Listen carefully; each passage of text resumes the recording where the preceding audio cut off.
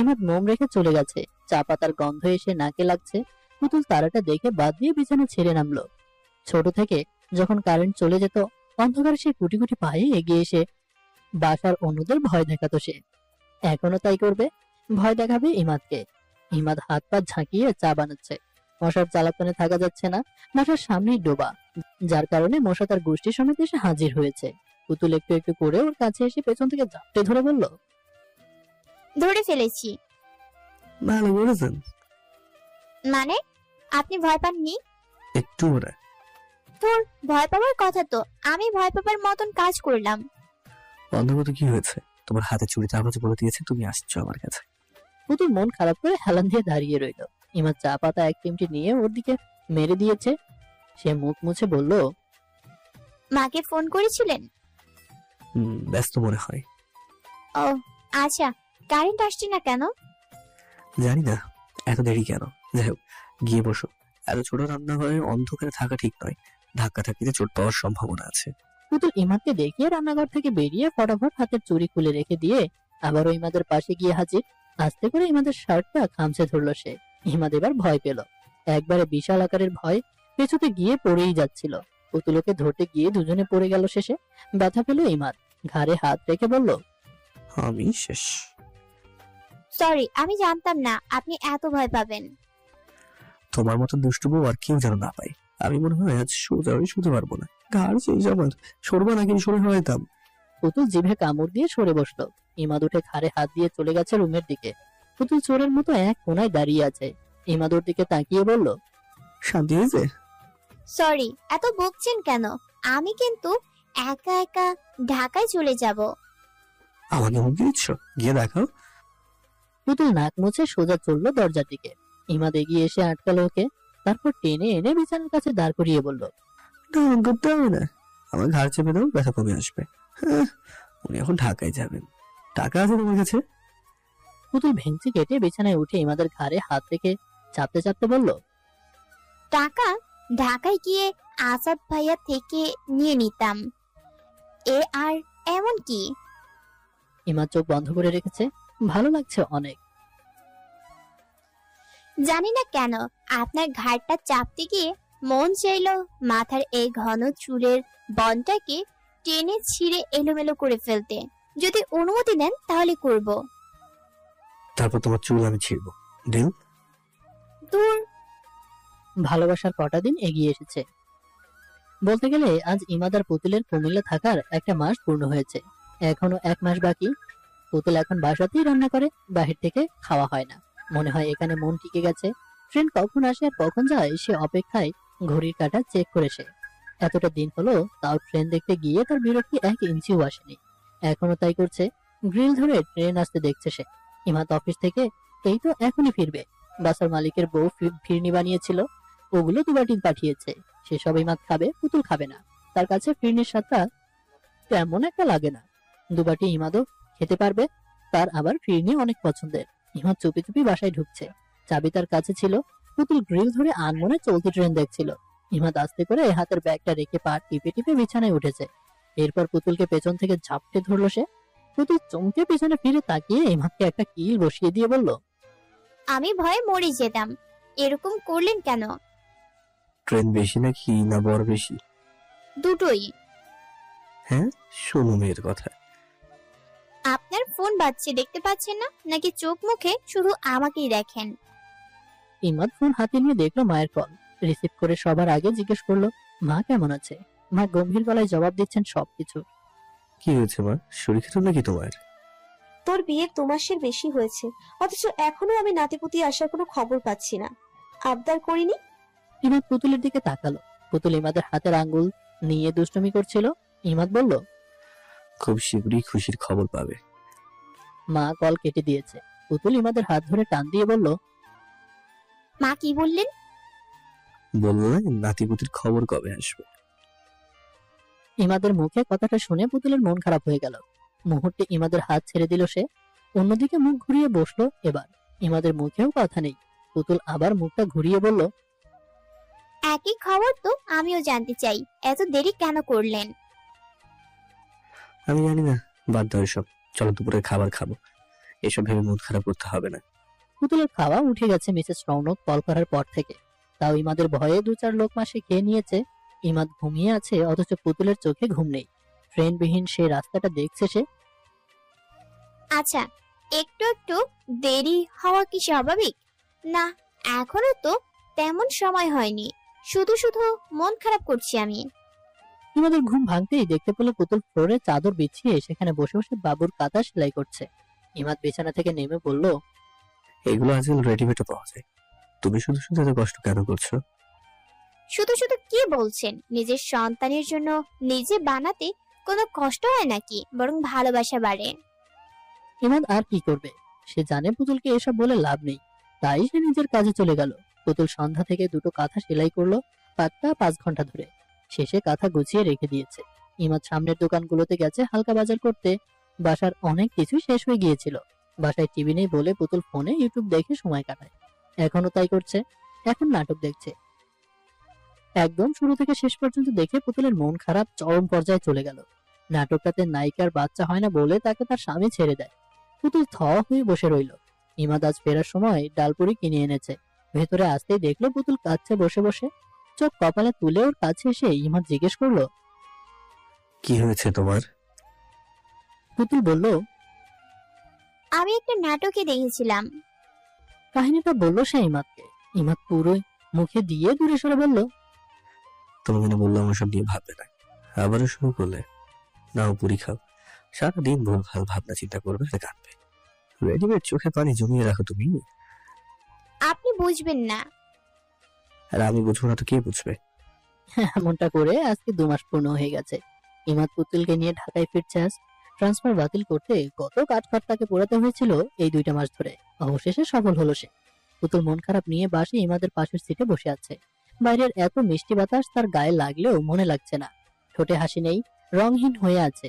ইমাদ হাসতে গিয়েও পারছে না। পুতুলের এমন মন খারাপ করে থাকা দেখলে তার হাসি আসে না। ওকে 1000 বার বুঝিয়েও কোনো লাভ হয়নি। পুতুল ধরেই নিয়েছে সে আর মা হতে পারবে না। মাত্র 2 মাস দেখে সে এমনটা কেন বলছে এই নিয়ে আজ সকালেও কথা কাটাকাটি হয়েছিল তাদের। বাসায় পৌঁছানোর পর তারা দেখলো মিসেস রৌনক টেবিল সাজিয়ে রেখেছেন হরেক রকম মিষ্টি দিয়ে। তিনি ভেবেছিলেন ওরা সারপ্রাইজ দেবে হয়তো নাতিপুতের খবরটা। পুতুলের মুখ ফ্যাকাশে হয়ে আছে দেখে তিনি ইমাদের দিকে তাকিয়ে বললেন, কি রে? মা এসব নিয়ে পরে কথা বলি, অনেক টায়ার্ড। পুতুল ইমাদের পাশ দিয়ে হেঁটে রুম অব্দি এসে ফ্লোরে বসে পড়েছে। ইমাদ ওর সামনে দাঁড়িয়ে আছে নিরুপায় হয়ে। পুতুল চোখ মুছতে মুছতে বলল, আমি কিছু শুনতে চাই না। হয় আমাকে নিয়ে ডাক্তারের কাছে যাবেন, না হয় বাপের বাড়ি দিয়ে আসবেন। ইমাদ ফ্লোরে হাঁটু গেড়ে বসে পুতুলের মুখে 2 হাত দিয়ে ধরে বলল, শোনো, আর কটা মাস দেখো, তারপর না হয় ডক্টরের কাছে যাবো। এটা নর্মাল না, আপনি বুঝেন না আমার কষ্ট। আপনার মা এইসব বুঝবে না, আমাকে খোটা দেবে। আমি চাই না সেসব শুনতে। প্লিজ আমাকে বাবার বাসায় নিয়ে চলুন। আপনাকে থাকতে হবে না, আপনি এখানেই থাকেন। না, কেউ কোথাও যাবে না, তুমি এখানে থাকবে। মা তোমাকে কিছুই বলবে না। ইমাদ উঠে গিয়ে আলমারি খুলে ব্যাগ থেকে সব জামাকাপড় নিয়ে এক এক করে রাখছে। পুতুল ফ্লোর থেকে উঠে দাঁড়িয়ে ইমাদের কাছে এসে বলল, যদি শোনেন মনের ভয়টা সত্যি, সেদিন তো ঠিকই দিয়ে আসবেন। ইমাদ রেগে মেগে পুতুলের দিকে তাকিয়ে কিছু বলল না। চুপচাপ একটা চড় মেরে দিল। তারপর ওকে ঝাঁকিয়ে বলল, বাচ্চার জন্য বিয়ে করিনি তোমাকে, বুঝেছো? এই সহজ কথা মাথায় সেলাই করে নাও, আর দরকার পড়বে চুপচাপ হাত মুখ ধুয়ে ঘুমাও, আর নয়তো খেলে গিয়ে যাও একদম। আমাকে ইমোশনালি টর্চার করবা না। এমনিতে 2 মাস কম টর্চার করোনি, কোনো কিছু অগ্রিম ভাবা ঠিক না কিন্তু। পুতুল গালে হাত দিয়ে ইমাদের মুখের দিকে তাকিয়ে আছে। একটুও ব্যথা পায়নি, তবে চরের কারণে মনে হলো তার হুঁশ ফিরেছে। এতক্ষণে কিসের একটা ঘোরের মাঝে ডুবেছিল সে। ইমাদ ওকে ছেড়ে বারান্দায় চলে গেছে। মিসেস রৌনক মিষ্টির বক্সে পুড়তে পুড়তে ইমাদের রুমের দিকে তাকাচ্ছেন শুধু। এই নিয়ে 25 বার তাকালেন। দুজনের একজনও বের হচ্ছে না, সমস্যাটা কি ওদের? পুতুল চাদর মুড়ি দিয়ে শুয়ে আছে। ইমাদ গোসল সেরে রুম থেকে বের হতেই দেখলো মা মিষ্টির প্লেট নিয়ে হাজির। সেখান থেকে একটা মিষ্টি নিয়ে ইমাদ সোফায় গিয়ে বসলো। মিসেস রৌনক রুমের ভেতর উঁকি মারলেন। পুতুল শুয়ে আছে দেখে ধাপ কেলিয়ে ইমাদের সামনে বরাবর বসে গপ গপ করে 2-4টা মিষ্টি নিজেই খেয়ে ফেলেছেন। ইমাদ টিভি দেখছে। পুতুল উঠে বসে দরজার দিকে তাকিয়ে আছে। ভাবছে এখন যদি ইমাদ আসতো। ইমাদের টিভিতেও মন বসছে না। এদিকে মা একটা চ্যানেল ধরিয়ে দিয়েছেন, ওখানে বাচ্চাদের কি করে লালন পালন করতে হয় তার টিপস বলেই যাচ্ছে অনর্গল। মা আগ্রহ নিয়ে দেখছেন। ইমাদ উঠে গিয়ে তার রুমে ঢুকতেই পুতুলের সাথে চোখাচোখি হলো। পুতুল চোখ নামিয়ে ফেলেছে, সাথে সাথে বোঝাতে চাইছে সে অভিমান করেছে ওর উপর। ইমাদ সোজা রেডি হয়ে হঠাৎ কোথায় যেন চলে গেল। পুতুলের সঙ্গে মনমালিন্য বলে কথা বলা হয়নি কোথায় যাচ্ছে তা নিয়ে। মাও কিছু জিজ্ঞেস করেননি, কারণ তিনি টিভি শোতে দেখতে ব্যস্ত। রাত 10টার দিকে বাবা ফিরে ইমাদের কথা জিজ্ঞেস করলেন। বাবা বললেন সে এখনো ফেরেনি। পুতুল ফোন নিয়ে দুবার কল করলো ওকে। শেষের বার রিসিভ করে ইমাদ বলল, আপনার সমস্যা কি? বাসায় আসছেন না কেন? নতুন বউ পেয়ে গেছেন নাকি? ঠিক করে কথা বলবা। নতুন বউ পেয়েছি মানে? তোমাকে দুপুরে কি বলেছিলাম? বিয়ে করেছি বাচ্চার জন্য। তাহলে এই কথা আবার আসে কেন? আপনি তো আমায় বিয়ে করেছেন বারবার কষ্ট দেওয়ার জন্য। আমার ইচ্ছে আমি কখন ফিরবো, তোমার কি? ফিরলেই তো শুরু করবা। পুতুল রাগ করে কল কেটে রেখে দিয়েছে। তার সব অভিমান ছেড়ে ইমাদকে বাসায় আসার জন্য কল করেছিল সে। উল্টে কথা শুনিয়ে দিল। মনে হয় সব দোষ আমার নিজের। ইমাদ রিজভি চঞ্চলের সঙ্গে এতক্ষণ কথা বলছিল। 2 মাস দেখা হয়নি বলে ওদের সঙ্গে দেখা করতে এসেছিল সে। রাত 11টার দিকে বাসায় ফিরেছে সে। মা বাবা ঘুমাচ্ছেন, চাবি নিয়ে গিয়েছিল যাবার সময়, তাই অনায়াসে দরজা খুলে ভিতরে ঢুকে পেরেছিল।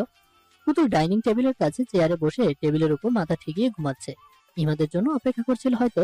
ইমাদ ওর কাছে এসে মাথায় হাত রাখতেই জেগে গেল সে। মুখটা গম্ভীর করে বলল, খাবারটা ঠান্ডা হয়ে গেছে, বসুন, আমি গরম করে আনছি। ইমাদ পুতুলের হাত ধরে আটকালো। পুতুল পেছনে তাকিয়ে বলল, কি হয়েছে আবার? ইমাদ পুতুলের প্রশ্নের কোনো জবাব দিল না। নিচু হয়ে ওকে কোলে তুলে নিয়ে হাঁটা ধরল। পুতুল ওর দিকে একটা দৃষ্টি তাকিয়ে থেকে বলল, আজকে আপনার ওরকম ব্যবহারের কারণ আমি, তাই মাপ চাইতে হবে না। আমি অতিরিক্ত করেছিলাম এই বিষয়টা নিয়ে। আসলেই তো 2 মাস কোনো সময় না, আমাদের আরো অপেক্ষা করা উচিত। কিন্তু কি করব, আপনার মায়ের প্রতিদিনকার 1000টা কল আমাকে ব্যাকুল করে তুলতো এই ব্যাপারটা নিয়ে। আমি জানি না কি হবে। আমি আসলে ইমাদ পুতুলকে নামিয়ে দিয়ে মুখে হাত দিয়ে থামিয়ে ফেললো ওর কথা বলা। তারপর ফিসফিস করে বলল, তুমি তো বাচ্চা, সবকিছু দেরিতে বোঝো। সমস্যা নেই, মেরে মেরে ঠিক করতে পারবো আমি। পুতুল ইমাদের গলায় হাত রেখে বলল, আমাকে অনেক ভালোবাসেন তাই না? হঠাৎ এই প্রশ্ন? এমনি মাঝে মাঝে ভালোবাসার মানুষের মুখ থেকে ভালোবাসি শুনতেও ভালো লাগে। যারা বোঝে তারা সারাদিন বলতে থাকে, তখন ওপাশের মানুষটা তার কদর করতে জানে না। আর যারা বোঝে না তারা মাসে একবার বলে, আর ওপাশের মানুষটা হাড়ে হাড়ে টের পায় এই কটা শব্দের ভেতর কি মুগ্ধতা লুকিয়ে আছে, কি শান্তি পাওয়া যায় এতে। ইমাদ আর পুতুলকে কিছু বলার সাহস দেখায়নি বা উত্তর দেওয়ার প্রয়োজন মনে করেনি। পুতুলের ঠোঁট আগলে ধরেছে, ইচ্ছে মতন ও ঠোঁটের স্বাদ নিচ্ছে। পুতুল ও সব বাদ দিয়ে তাল মেলাচ্ছে। ইমাদ ঠোঁট ছেড়ে আস্তে আস্তে নিচের দিকে নামছে। আদর করে ছোট ছোট কামড় আছে সাথে। রাত যত বাড়ে তাদের সাথে ভালোবাসাও বাড়ছে তাদের। পুতুল আর ইমাদের কাছে মনে হয় এখন সে প্রথম ছোঁয়ার মতো একদম নতুন। পরের দিন সকালে ইমাদ একটু জলদি চলে গেছে অফিসে। অনেক কাজ, তার উপর বস ক্ষেপে আছেন ওর উপর। ট্রান্সফার ক্যান্সেল করেছিল তাই। পুতুল নাস্তা রেডি করে না খেয়ে বেরিয়ে গেছে বাসা থেকে। তার উদ্দেশ্য হসপিটাল। ডক্টর শায়লা উর্মির চেম্বারে যাবে। কাল রাতে ইমাদের ছোঁয়ায় তার মনে হয়েছে ইমাদ যদি তাকে ছেড়ে যায় সে নিজেকে বাঁচাতে পারবে না। ইমাদকে তার চাই, তাই আগে থেকেই ডাক্তারের শরণাপন্ন হবে। মিসেস রৌনককে কিছু বলতে হয়নি, কারণ তখন উনি বাসায় ছিলেন না। সকাল সকাল জগিং এ গিয়ে লাপাত্তা হয়ে গেছেন। হয়তো রোডে কোনো কলিগের দেখা পেয়েছেন। মিসেস রৌনক আবার কলিগ পেলেই সময় বরবাদ করেন। এমনি এমনি গসিপিং এর সময় নষ্ট করেন না। 30 মিনিট ধরে অপেক্ষা করার পর পুতুলের সিরিয়াল এসেছে। কপালে আর গলার ঘাম মুছে এসে ডাক্তারের চেম্বারে ঢুকলো। ফর্সার মতন একজন ভদ্রমহিলা বসে আছেন। তিনি শায়লা উর্মি। পুতুলকে দেখে মুচকি হেসে বললেন, কি সমস্যা বলুন। পুতুল ঘাম মুছে চুপ করে আছে। কি থেকে শুরু করবে তাই ভেবে পাচ্ছে না। শান্ত হন, নিন পানি খান। পুতুল ঢকঢক করে 1 গ্লাস পানি খেয়ে সোজা হয়ে বসে বলল, আমি বাচ্চা নেওয়ার চেষ্টা করছি বিগত 2 মাস ধরে, কিন্তু আচ্ছা বুঝলাম, কিন্তু 2 মাস তো একেবারে কম সময়। আরো অপেক্ষা করা উচিত আপনার। না মানে আমি জানতে চাই আমি মা হতে পারবো নাকি পারবো না। কোনো পরীক্ষা নেই এমন? অবশ্যই আছে, তবে পরীক্ষাটা আরো 1 মাস পর করেন। আমি সাজেশন দিলাম। না প্লিজ, আমি আজকে করতে চাই। আপনার এসব বিষয়ে ধারণা একেবারেই কম, তারপরেও আমি টেস্টগুলো লিখে দিচ্ছি। এটার রেজাল্ট 1 সপ্তাহ পরে আসে। ততদিন তো অপেক্ষা করতে পারবেন নাকি? পুতুল মাথা নাড়িয়ে কাগজ হাতে বেরিয়ে গেল। সব টেস্ট করিয়ে বাসায় ফিরতে ওর দুপুর 2টো বেজে গেছে। এসে দেখলো ইমাদ সোফায় বসে আছে। তার সঙ্গে চোখাচোখি হতেই পুতুলের হাঁটা বন্ধ হয়ে গেছে। ইমাদ উঠে দাঁড়িয়ে বলল, কোথায় গিয়েছিলে? বাবার বাসায়। কেন? এমনি। দুপুরে রান্না তো করোনি, তাহলে আমি বাইরে থেকে কিনে আনছি। পুতুল মাথা নাড়িয়ে রুমের ভেতর চলে গেছে। টেস্টের কাগজটা আলমারিতে লুকিয়ে দম ফেললো সে। ইমাদ হোটেলে খাবার অর্ডার দিয়ে দাঁড়িয়ে আছে। সেখানে দেখা হলো পুতুলের বাবার সঙ্গে। উনি এখানে একজন দাঁতের ডাক্তার দেখাতে এসেছিলেন। কদিন ধরে তার দাঁতে অসহ্যকর ব্যথা হচ্ছিল। অবশেষে এখন ডাক্তার দেখাতে এলেন পুতুলের মাকে নিয়ে। ইমাদকে দেখে থেমেছেন তিনি। ইমাদের সঙ্গে কথার ছলে পুতুলের কথা জিজ্ঞেস করলেন উনি। ও তো আপনাদের বাসায় গিয়েছিল আজকে। তাই নাকি? কখন? বাসায় তো তালা ঝোলানো, পুতুলের খালা নেই, আসা তো নেই, সে বন্ধুদের সঙ্গে জাফলং এ গেছে। ইমাদ বুঝতে পারলো পুতুল তাকে মিথ্যা বলেছে। তাও মুচকি হেসে কথা কাটিয়ে দিল ওর বাবা মায়ের সঙ্গে। অনেক জোর করেও তাদের আনতে পারলো না। তারা চলে গেছে বাসার দিকে। খাবারের প্যাকেট হাতে বাসায় ঢুকে দরজা লাগালো ইমাদ। পুতুল রুমে পায়চারি করছে শুধু। ইমাদ রুমে আসতেই ওর পায়চারি বন্ধ হলো। ভয়ার্ত চোখে তাকিয়ে বলল, বসুন, আমি খাবার রেডি করছি। ইমাদ পুতুলের চোখের দিকে কিছুক্ষণ তাকিয়ে থেকে গেল ডাইনিং টেবিলের দিকে। পুতুল আঁচল কোমরে বেঁধে ইমাদের জন্য খাবার প্লেট নিচ্ছে। ইমাদ ওর দিকে এক দৃষ্টিতে তাকিয়ে আছে। কি হলো, খাচ্ছে না কেন? তুমি সহ খাও, বসো। আমি পরে খাবো, খিদে নেই। মা ভালো রান্না করেছিল বুঝি? হ্যাঁ, মুগ ডাল, মাংস। আর একটা কথাও না পুতুল, আমি খবর পেয়েছি তুমি তোমার বাবার বাসায় যাওনি। পুতুল কথাটা শুনে চুপ করে থাকলো। ইমাদ আর কিছু বলল না। খাবার শেষ করে রুমে চলে গেছে সে। পুতুল তার খাবার ঢেকে রেখে ইমাদের পিছু পিছু আসলো।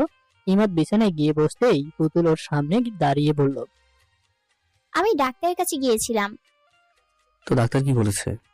টেস্ট করতে দিয়েছি, 1 সপ্তাহ পরে আসবে। ও, তাহলে ততদিন তুমি টেনশনে থাকবে। যদি আসে তুমি মা হতে পারবে না, তাহলে আমি তোমাকে ছেড়ে দিতে পারি সেই ভাবনা, তাই না?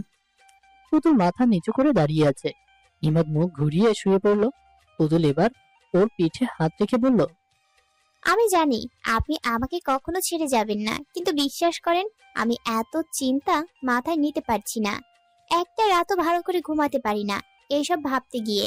যাই হোক না কেন, পজিটিভ খবর কিংবা নেগেটিভ, শুধু জানতে চাই ভবিষ্যতে আমার ভাগ্য কোন দিকে যেতে পারে। ইমাদ উঠে বসে পুতুলের হাত ধরে ওকে সামনে বসালো। তারপর 2 হাত দিয়ে ওর মুখ গোল করে ধরে বলল, শোন, এমন অনেক কাপল আছে যাদের 10-20 বছর পর পর বাবু হয়েছে। সুতরাং যাই হয় আল্লাহর ইচ্ছেতেই হয়। তুমি যে বললা ভবিষ্যৎ তোমার জন্য কি বই আনবে তা জানতে চাও।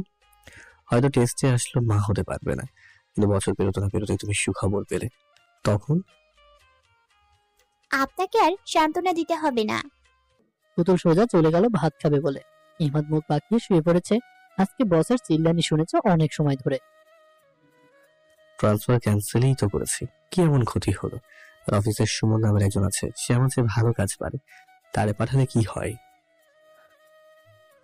আজকে বুধবার, টেস্টের রেজাল্ট আসার দিন। পুতুলের কাল সারা রাত ঘুম হয়নি। চোখের নিচে কালো দাগ বসেছে। মিসেস রৌনক আজকে ছুটি নিয়ে বসে আছেন বাসায়। তার নাকি শরীরে ভালো লাগছে না। এখন টেস্টের পেপার আনতে যাবে কি করে তাই ভাবছে পুতুল। কোনো মতে একটা বাহানা দিয়ে বের হলো সে। জলদি পায়ে হেঁটে একটু দূরে গিয়ে রিক্সা নিল। মনের ভেতর চাপা ভয় মনে হয় ফুলে ভেবে এবার আকাশ ছোবে। বারবার হাত মুঠো করছে পুতুল। গলা শুকিয়ে কাঠ হয়ে যাচ্ছে। হসপিটালে এসে 14 বার রিসেপশনে গিয়ে তারা দিয়েও লাভ হয়নি। রেজাল্ট আসতে নাকি 1 ঘন্টা লাগবে তার। ওদিকে পুতুলের অজ্ঞান হবার মতো হাল। খাওয়া দাওয়া সব ছেড়ে দিয়েছে এই খবর শোনার জন্য। ইমাদ ফোন ধরে 2 বার খবর নিয়েছে ওর। পুতুল চোখ বন্ধ করে বসে আছে। শেষে তার ডাক পড়লো। শায়লা উর্মির চেম্বারে সালাম দিয়ে ভয় নিয়ে চেয়ার টেনে বসলো সে। শায়লা উর্মি টেস্টের রেজাল্টের পাতা উল্টাচ্ছেন। মুখটা তার গম্ভীর। কি হলো বলুন না, আমি আর অপেক্ষা করতে পারছি না। যে সমস্যাটা হলো সেটা কোনো বড় সমস্যা না। হয়তো দীর্ঘমেয়াদী চিকিৎসার আওতায় আসলে আপনি অবশ্যই মা হতে পারবেন। পুতুলের মনে হলো পায়ের তলার থেকে মাটি সরে গেছে। সবসময় নাকি নেগেটিভ ভাবলে পজিটিভ হয়। আজ পর্যন্ত সে নেগেটিভ ভেবে এসেছিল, আর আজ ফলাফল সেই নেগেটিভই হসলো। মাথা ঘুরছে তার। শায়লা উর্মি এসি বাড়িয়ে বললেন, আপনি চিন্তিত হবেন না, আমি একটা কার্ড দিচ্ছি। এই ডাক্তার যেসব দম্পতির উপকার করতে পেরেছেন, যারা বছরের পর বছরও সন্তানের মুখ দেখতে পারেননি। তার চিকিৎসা মতন চললে আপনিও সুখবর পাবেন। পুতুল কার্ড হাতে রোবটের মতন হেঁটে চলছে ফাঁকা রাস্তা দিয়ে। কেন তার সাথে এমন হলো? ইমাদের মাকে সে কি জবাব দেবে? উনি যদি বাসা থেকে বেরিয়ে যেতে বলেন, যদি ইমাদের অন্য কোথাও বিয়ে ঠিক করেন? আমার কি হবে? ওই নাটকের নায়িকার মতন হাল কি আমারও হবে? পুতুলের মাথা ঘুরছে, হাঁটতে পারছে না, মনে হয় এই বুঝি পড়ে যাবে। শেষে অনেক কষ্টে বাসায় পৌঁছালো সে। মিসেস রৌনক টিভি দেখছিলেন। পুতুলকে দেখে বললেন, তোমার বাড়ির সবাই দুপুরের খাবার না খেয়েই তোমাকে আসতে দিল এত জলদি? পুতুল ওনার দিকে তাকিয়ে মুখটা ফ্যাকাশে করে রুমে চলে গেছে। ফোন নিয়ে ইমাদকে কল করলো সবার আগে। ইমাদ ওকে বলল চিন্তা যেন না করে, এসে সে প্রবলেম সলভ করবে।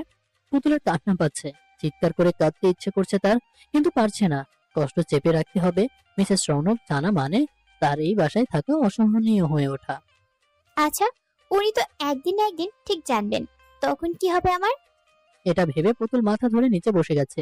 ইমাদ অফিসের কাজ চলতে সেরে বাসায় ফিরে আসলো। মা একা একা ভাত খাচ্ছেন। মায়ের দিকে তাকিয়ে হালকা হাসি দিয়ে রুমে ছুটে গেল।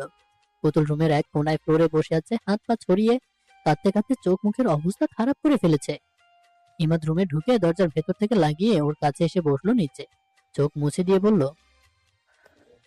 আরে আমি আছি না, এভাবে কাজ কেন? ওঠো। পুতুল ইমাদের হাত জড়িয়ে ধরে বলল, আপনি আমাকে ছেড়ে দেবেন না তো? ইমাদ একটা ধমক দিয়ে পুতুলকে উঠিয়ে দাঁড় করালো। পুতুল কান্নার কারণে কিছু বলতে পারছে না। ওকে বিছানায় বসিয়ে ইমাদ হাঁটু গেড়ে বসলো নিচে। ওর দু হাত ধরে বলল, আই লাভ ইউ পুতুল। কখনো কোনো সিচুয়েশন আসবে না যেটাতে কিনা আমি তোমায় ছাড়ার কথা ভাববো। আজ যা হয়েছে তা আমাদের কপালে ছিল। এর মানে তুমি কি করে ধরে নিতে পারলে আমি তোমায় ছেড়ে দেবো? আগেও বলেছি, এখনো বলছি, আমি তোমার বাচ্চার জন্য বিয়ে করিনি। টেস্ট এই জন্য করাতে মানা করেছিলাম, ভবিষ্যতে খারাপ ঘটবে তা আগে থেকে জানলে মানুষ বেঁচে থাকা ভুলে যায়। তুমি করেছো তাই। অথচ কাল সকালেও আমি তোমার মুখে হাসি দেখেছিলাম, আর আজ অশ্রুর জন্য কিছুই দেখছি না। পুতুল এমন কেন করছো? আমাকে কি তোমার সন্দেহ হয়? পুতুল উত্তর দিচ্ছে না দেখে ইমাদ উঠে দাঁড়িয়ে টিস্যু বক্সটা পুতুলের দিকে বাড়িয়ে ধরেছে। পুতুল মাথা তুলে ওকে একবার দেখে চট করে উঠে দাঁড়িয়ে পড়লো। ইমাদ ওর মাথায় হাত দিয়ে বুকে টেনে নিল ওকে। আমি আপনাকে বাচ্চার মুখ দেখাতে পারবো না ইমাদ। কেন পারবে না? অবশ্যই পারবে। অপেক্ষা করবো না হয়, ক্ষতি কি? এই সমস্যার সমাধান নিশ্চয়ই হবে। আপনার মাকে কি জবাব দিব বলুন? আমি আর ভাবতে পারছি না। মায়ের মুখোমুখি আমি হব, তুমি না। এবার শুনছিস? আসছি মা। ইমাদ পুতুলকে ছেড়ে বেরিয়ে গেল রুম থেকে। দরজার ওপারে মা কোমরে হাত দিয়ে ইমাদের দিকে তাকিয়ে আছেন। ইমাদ জিজ্ঞাসু চোখে চেয়ে বলল, কি হয়েছে? তোর বউয়ের কি কোনো সমস্যা আছে? মানে? মানেটা তুই জানিস, আমি শুনতে পেয়েছি। কিসের সমস্যার কথা বলছিলি তোরা? ইমাদ বড় করে শ্বাস নিয়ে স্বাভাবিক গলায় বলল, আমার সমস্যা ওর না। মানে? মানে বাচ্চা না হবার কারণটা আমি, আমার সমস্যা আছে। আমি এক বিন্দুও বিশ্বাস করি না। মিথ্যে কথা বললেই সেটা সত্য হয়ে যায় না। মায়ের আপত্তি দেখে ইমাদ হাত ভাঁজ করে দাঁড়িয়ে আছে। সে বোঝাতে চায় সে নিজের কথায় সে অটল। মা এখনো ওর উত্তরের আশায় চেয়ে আছেন। ইমাদ আবারও বলল, বিশ্বাস করলে করো, না করলে নাই, এটাই সত্য। কথা শেষ দিয়ে ইমাদ এক প্রকার পালিয়ে এসেছে সোফার রুম থেকে। পুতুল দরজার কিনারায় দাঁড়িয়ে সব শুনছিল। ইমাদ স্বাভাবিকভাবে আলমারি থেকে বাসায় পরার কমন টি শার্ট একটা নিয়ে চলে গেছে বাথরুমে। পুতুল চোখ মুছতে যেতেই দেখলো তার সামনে মিসেস রৌনক এসে দাঁড়িয়েছেন। ওকে পা থেকে মাথা পর্যন্ত দেখে নিয়ে বললেন, আমি জানি যার সমস্যা সব তোমার। আমার ছেলের মাথা তো অনেক আগেই খেয়েছো। জানি তো সে তোমাকে বাঁচাতে মিথ্যে বলেছে, তবে আমি হয় নামানা মানুষ, সত্যটা সামনে আসবেই। তখন দেখো আমি কি করি। মায়ের অবাধ্য হয়ে বিয়ে করেছো কিনা হাড়ে হাড়ে টের পাবে। বাচ্চা হলো সুখের মূল। সংসারে একটা বাচ্চা এসে আলোকিত করে তোলে। আর আমার ছেলে জেনে শুনে একটা বন্ধাকে বিয়ে করে ঘরে তুলেছে। তোমাকে দেখেই মনে হয়েছে তুমি একটা অকম্মার ঢেকি। এবার সেটা প্রমাণ হলো। তবে যেদিন সত্যটা আসবে সেদিনই আমি আমার ইমাদের সাথে তোমার ডিভোর্স করিয়ে দিব। আমার ছেলে কি তোমাকে নিয়ে আজীবন একা জীবন যাপন করবে নাকি? তারও ইচ্ছে থাকতে পারে। পুতুল মূর্তির মতন দাঁড়িয়ে মিসেস রৌনকের সব কথা শুনছেন। এসব যে উনি বলবেন তা আগে থেকেই জানতো সে। ইমাদ মিথ্যে বলেও সত্যটাকে চাপা দিতে পারলো না। মিসেস রৌনক রেগে মেগে চলে গেছেন। পুতুলের মাথা ঘুরছে। একটা সময় সে পড়ে গেল নিচে। ইমাদ সে সময় বের হচ্ছিল বাথরুম থেকে। পুতুলকে পড়ে যেতে দেখে ছুটে আসলো সে। মা বলে ডাক দিয়ে ওকে বিছানায় নিয়ে আসলো। মিসেস রৌনক পাশে দাঁড়িয়ে মনে মনে ভাবছেন, পুতুল নিশ্চয়ই নাটক করছে, তাই মুখ বাঁকিয়ে চলে গেছেন উনি। ইমাদ পানির সিটা দিয়ে তাও জ্ঞান ফিরছে না। জলদি করে ফোন নিয়ে কাছের একটা ফার্মেসিতে বসা ডাক্তারকে কল করলো আসার জন্য। তার নাম পাপন। চিন্তায় ইমাদের কিছু ভালো লাগছে না। পাপন আসতেও দেরি করছে। মা বসে বসে টিভি দেখছেন নিরিবিলি। ইমাদ পুতুলের হাত ধরে ভাবছে পুতুল নিজের ক্ষতি করেনি তো, উল্টাপাল্টা কিছু খায়নি তো। পাপন আসতে 20 মিনিট লাগিয়েছে। পুতুলের চোখ মুখ নাড়ি চেক করে বলল, ঠিক বুঝছি না, ঠিক মতো খাওয়া দাওয়া করে না। না, তা অবশ্য ঠিক। খাওয়া দাওয়ার প্রতি মন উঠে গেছে ওর, সেটা নিয়েই ভাবছি আমি। আর আজ সেন্সলেস হয়ে গেল। আমার ধারণা অন্য কিছু। ইমাদ, তুমি ওর প্রেগনেন্সি টেস্ট করাও। ও কখনো মা হতে পারবে না। রিপোর্ট এসেছে, মাকে বলবো না এই কথা, খবরদার। মানে? ও সরি, কিন্তু হাব ভাব ভাবে মনে হলো সি ইজ প্রেগনেন্ট। আচ্ছা, যেহেতু টেস্ট করিয়েছো তাতে তা আর ভুল হতে পারে না। হুম। আচ্ছা, আমি ওষুধ লিখে দিচ্ছি। বলতে পারো ডেইলি রুটিন। খাওয়া দাওয়ার দিকে মন দিতে হবে। আগের মতন চললে ডেইলি সেন্সলেস হবে। নারীরা এই বয়সে আসলে বেশি খাওয়া দাওয়ায় মেতে থাকতে হয়। তোমাকে বলে দিলাম, নিজের ওয়াইফের খেয়াল রাখো। আমি বরং আজ আসি। ইমাদ পাপনকে দরজা পর্যন্ত এগিয়ে দিয়ে পেছনে তাকাতে দেখলো মা দাঁড়িয়ে আছেন। তিনি দাঁত কেলিয়ে বললেন, আমি তো আগেও জানতাম তুই মিথ্যে বলছিস। পুতুলের সমস্যা আছে, তোর নয়। আজ শিওরও হয়ে নিলাম। সব শুনেছি আমি। পাপনকে বলেছিস আজ রিপোর্ট এসেছে? পুতুল কখনো মা হতে পারবে না। আরো কত কি। কোনো কথার জবাব না দিয়ে ইমাদ পাশ কাটিয়ে চলে গেছে। মা গাল ফুলিয়ে কিসব ভাবতে ভাবতে চলে গেলেন তার রুমে। পুতুলের জ্ঞান ফিরেছে মিনিট 10 পরেই। মাথা ধরে উঠে বসে ইমাদকে দেখে জড়িয়ে ধরলো সে। তারপর আস্তে করে বলল, আপনার মা আপনার কথায় বিশ্বাস করলো না, করবেই বা কি করে? হাজার হোক, সেটা তো মিথ্যা। সত্যটা তিনি জেনে গেছেন। ইমাদ পুতুলের মাথায় হাত বুলিয়ে বলল, সেসব বাদ দাও। সব ভুলে আমরা আমাদের বাবুই পাখির বাসা করবো। মানে? মানে এটা সহজ। মা আর একদিনের ভেতরে এসে আমাকে বলবে আমাকে ছেড়ে দিতে, আর সেটা আমার পক্ষে সম্ভব না। তাই বাধ্য হয়ে তোমাকে নিয়ে বেরিয়ে যেতে হবে সোজা তামিজ আঙ্কেলের বাসার ফ্ল্যাটে। পুতুলের চোখের পানি বাঁধ ভেঙে আসছে। ইমাদ কেন এত ভালোবাসে তাকে? তার নিজেরই হিংসা হচ্ছে। এই হিংসার ভেতর শুধু ভয় জমে আছে। বেশি ভালোবাসার কারণই তো হলো এই ভয়, হারানোর ভয়। ইমাদ পুতুলকে আগেকার মতো নিজ হাতে খাইয়ে দিল। পুতুল কিছুতেই ওর হাত ছাড়ছে না। অনেকবার দরজার দিকে তাকালো। মিসেস রৌনককে তার জীবনের অন্যতম ভিলেন মনে হচ্ছে। যদি কসম দিয়ে বসে। এই ভয়ে ঢোক গিলে ইমাদের মুখের দিকে তাকিয়ে থাকলো সে। ইমাদ ওকে বুকে টেনে শুয়ে পড়লো। তার খাওয়া হয়নি। পুতুলের মুখের দিকে তাকালে তার আর অন্য কোনো কাজে মন বসে না। খাওয়া তো দূরেই থাকুক, সবার আগে পুতুলকে সুস্থ করে তোলা জরুরি। মিসেস রৌনক ভাবছেন তার চাচাতো বোনের মেয়েকে বাসায় এনে রাখবেন। ও ছোটবেলা থেকে ইমাদকে অনেক পছন্দ করে। যদি একবার লাইন হয়ে যায় তাহলে কেল্লা ফতে। ফোন করে ওকে পাঠিয়ে দিতে বললেন। তার নাম একা। একা আসতে সময় লাগবে। তার বাসা সোনারগাঁও। পুতুল ঘুমিয়েছে দেখে ওকে রেখে রুম থেকে বের হলো ইমাদ ভাত খাবে বলে। মা গেস্ট রুম পরিষ্কার করছেন একা আসবে বলে। ইমাদ বিষয়টা খেয়াল করে পরে ভাবলো হয়তো বাবার সঙ্গে আবার ঝগড়া করেছে, তাই আলাদা রুমে শোবেন বলে ঠিক করেছেন। যদি সে জানতো একা আসবে তাহলে মায়ের হাতে পায়ে ধরে হলেও ওর আশা আটকাতো, কারণ সে জানে একা ওর জন্য কি লেভেলের পাগল। খাওয়া শেষ করে ইমাদ পুতুলকে দেখতে আসলো আবার। পুতুল উঠে বসে আছে আগে থেকেই।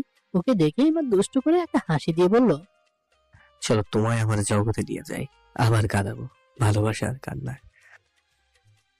পুতুল ইমাদের কথা শুনে হাসার চেষ্টা করেও পারলো না। হাসতে ভুলে গেছে তার ঠোঁট জোড়া। গায়ের শার্ট খুলতে খুলতে ইমাদ বলল, আমি কিন্তু সিরিয়াস। পুতুল মুখ ঘুরিয়ে ধবধবে সাদা সেই কুচি কুচি পর্দাগুলো হালকা বাতাসে ওরা দেখছে। ইমাদ মুখটা ফ্যাকাশে করে ওর পাশে বসলো। ওর মুখ ধরে নিজের দিকে ফিরিয়ে বলল, আমি কি দোষ করেছি? আমার সাথে একটু হাসো। সব ভুলে যাওয়া যায় না। যে অতীত কষ্ট দেয় সে অতীত মনে রেখে লাভ কম, ক্ষতি বেশি হয়। তবে কেন সেই অতীতকে আমরা এত প্রাধান্য দেব? আমার জন্য তুমি আছো, আর তোমার জন্য আমি। আর কি চাই? পুতুল ইমাদের চোখে চোখ রেখে বলল, আমি চাই স্বাভাবিকভাবে জীবনযাপন করতে, কিন্তু ঠিক তখনই আপনার মায়ের মুখটা ভিজে ওঠে। তার দোষ একেবারেই দেখছি না, কারণ তিনি তার জায়গায় সঠিক। কোনো ছেলের মা মানতে পারবে না তিনি কখনো নাতিপুতির মুখ দেখতে পারবেন না। আর আপনার তো ভাই বোনও নাই। তার যত চাহিদা সব আপনার থেকেই চাইবেন। নাতিপুতি কত জরুরি তার চেয়ে ভালো আর কি জানে। বুড়ো বয়সে তারাই তো সম্বল। আমি ঠিক কি করলে তার মুখে হাসি ফোটাতে পারবো তা ভাবছি। অতীত নিয়ে একটুও ভাবছি না। মা হতে পারবো না বলে সেটা আমি মাথা থেকে সরিয়ে নিয়েছি। শুধু ভাবতে চাই তার মুখে হাসি ফোটাবো কি করে। শোনো, মাকে মানিয়ে নেওয়া আমার দায়িত্ব। আমি পারবো, তুমি নিজের খেয়াল রাখো। কাউকে হাসি খুশিতে রাখতে চাইলে আগে নিজেকে হাসি খুশি রাখতে হয়।